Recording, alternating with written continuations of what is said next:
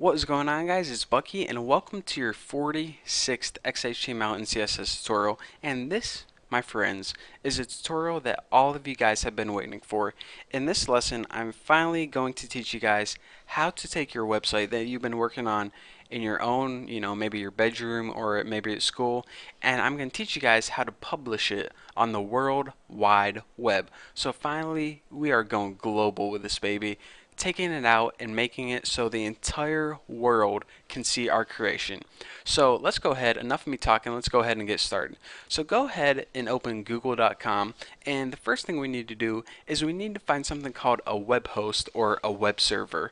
So in order for everyone to have access to our website, we just can't keep it on our computer because I would hope no one else has access to your computer, because if everyone in the world has access to that little dinky computer in your room, then it would blow up in like 3 seconds. So we need to take those web files and put them on something called a web server.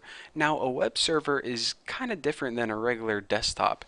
It is basically a computer, or in other words, a chunk of memory on the internet, a chunk of memory that you can put web files on, and everyone in the world has access to them. So then, if you put your web files on your computer, no one else can see them besides you. If you put your web files on a web server, everyone in the world can see them. So that is how websites are created. You put them on special computers called web servers, and the entire public has access to them. So in order to find a good cheap company, we of course go to Google. Cheap web hosting, not hosting, hosting. Go ahead and press enter and just click the first link that comes up. And these companies are changing all the time, so it's good to get a review of which ones are the best. But anyways, like HostGator, I used that before. That's a good one. InMotion, that's a good one too. HostMonster, that's the one I'm using right now. That's a good one as well. But anyways, here are a huge list of companies that offer really cheap web hosting. For example, it could be as low as like, $2 a month to host a website. So for example, go ahead and go to one of these companies. I'm going to go ahead and use HostMonster because I actually bought a domain a long time ago, slackroom.com, and I never used it or anything. I just bought it when I was being stupid. I was younger. And anyways, the process is this. You go to one of these websites and you type in, first of all, you got to go ahead and click get started or something, and you go ahead and you type in what website you want, and most of the time they're already taken, but go ahead and type in like tomschatroom.com or davesblog.com, whatever you want. Give me your credit card information, and bam, you own the website. That is your domain name. No one else can have it. Of course, you can't like buy MySpace or anything.com. So anyways, so now you own the website and you're back at this location right here. What the heck are you supposed to do from here? Well, from here, they give you a place to log into your account. And of course, they give you your domain name right here and a password that you would have chosen whenever you first bought the account. So I'm going to enter my password right there, and I'm going to go ahead and log in. And once you log in, they take you to this thing called cPanel. Now, cPanel is where you manage everything that can go on with your website. Now, like 99% of these things you will never click. Most of this stuff is for web programming, if you want to buy more stuff, email accounts. But what we're focusing on is something called FTP. Now, FTP is the process, it's called File Transfer Protocol, and your button might be a little different, but my button is right here, Unlimited FTP. So go ahead and click that, and a program is going to open up that looks a lot like this. There are a bunch of different FTP programs, but this one is probably the most popular. And the concept is this.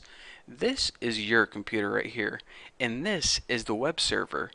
And what we need to do is we need to take the files from over on our computer and transfer them to the web server. Now, we just can't start clicking buttons. We need to do this in a very specific way. Now, the files that the public has access to are going to be stored in a folder called public HTML. And check it out. If you double click that, you already have a bunch of files in there by default probably. These are pretty much the error files, and they might have gave you a default HTML file. So let's go ahead and go to slackroom.com and check it out. See, this is the default homepage they give you because, you bought the website. They just wanted to give you something to stick up there, make you buy a bunch of ads. But what we want to do is we want to put our homepage that we made on this domain because we paid good money for it. So let's get our documents on there. So anyways, all of your files are going to go in this public HTML folder. So how do you move your files from your computer over to there? Well, first of all, go ahead and where did you store your files? Mine are on my desktop in a folder called all XHTML. And again, another thing I want to point out is make sure that your file is named index.html. By default, whenever a browser goes to the website, they're going to scroll through this public HTML folder and they're going to look for a file that says index.html. That's why it was so crucial to name it index.html. If there's no index.html file, then it's going to say, website does not exist or something like that. So make sure that you have at least one web page named index.html. This is going to be your home page. So anyways, all you have to do is select that index.html file and press this upload selected files button or the right button. This transfers the file from your computer to the web server. And now your file, check it out, is on the web server. So you pretty much moved it from your computer to the web server. Easy enough. So now once you go ahead and go to slackroom.com, let me refresh this. Oh yeah, that's my website, baby. OMG, I am live on the internet. So this is actually a real website that I just went to. Now anyone in the world can go to slackroom.com, press enter, and check it out. My website pops up.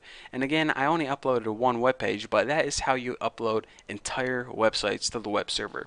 So it's pretty simple. And then again, anytime you want to update your website, just go ahead in your text editor, change your index.html file, and then come back in here, upload it again. It says, do you want to overwrite it? Yes. It uploads it again, and it would be changed. So anyways, that is the basics of how you take a website that you created on your computer and upload it so the world can see. Again, a couple of these things might be different. There are different types of cPanels, different versions. This FTP right here, this is the most common one, but there are different type of FTPs, but they're all basically the same.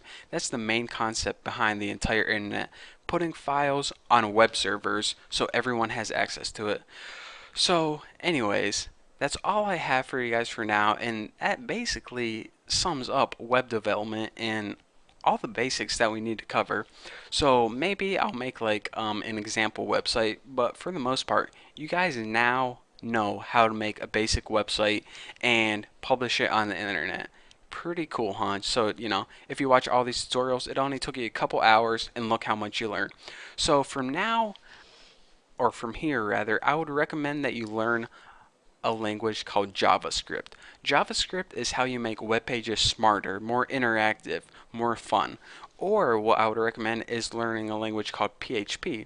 If you want to build games and social networking sites, then PHP is an awesome start. But for now, again, I want to thank you guys so much for sticking with me in these tutorials. You have no idea how much these views mean to me. I love making these tutorials. So lastly, thank you guys so much for watching. Thank you guys for subscribing. And yeah, I'll see you guys hopefully in future tutorials.